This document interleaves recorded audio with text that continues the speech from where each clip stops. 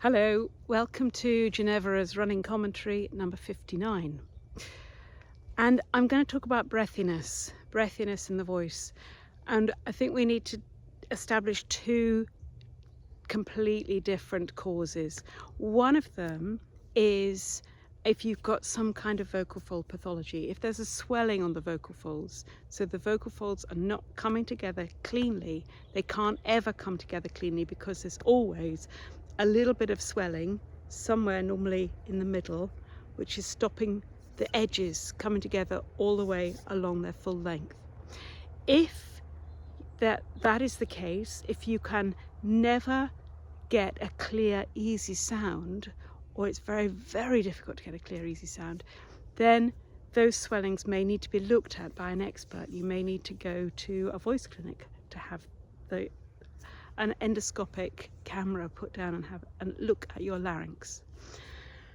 If that isn't the case, if this is just a habit, then there's a little bit more we can do to unpick what's behind it. Most of the breathiness we're going to find is to be honest, in teenage girls, and sometimes in older, women in their 20s and 30s who are developing their technique and maybe not used to using the full range of their voice.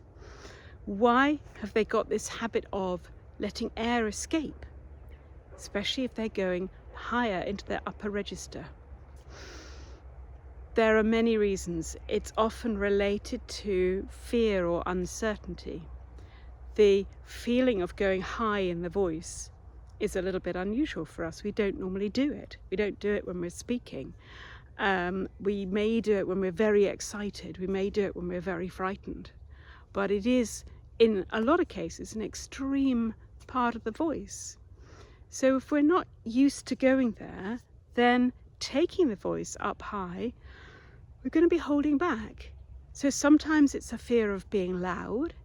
Sometimes it's just a fear of the sensation that might sound a bit screaming or a bit whoopy or a bit intense.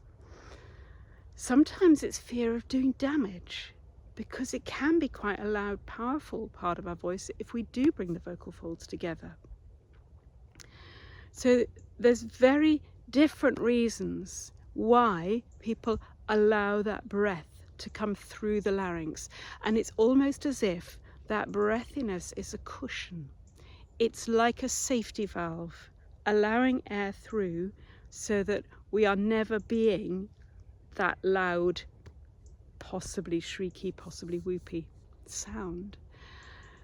And if that is the case, that's the habit, then there are all sorts of things we can do to encourage those sounds. We can use emotions, we can explore with laughing and calling out. We can explore with emotions that might encourage a safe and healthy way to bring those vocal folds together in a higher register. Occasionally the breathiness is there because somebody's pushing too hard and they're literally pushing too much air through the larynx, and that is linked in with sometimes with expectations about breathing and breath management, and they're just working harder than they need to. Sometimes it's just a knock-on effect where they just try harder and harder and harder, and it gets more and more difficult, and the less sound they make, the harder they try. And that is subtle management of those breath pressure systems. So lots of different answers there for one issue. The one issue is air coming through the vocal folds that isn't allowing the vocal folds to close completely along their entire length. Normally in the upper register, normally in children's voices or older female voices. Lots of different ideas there. I hope that you manage to get clarity in all of your voices.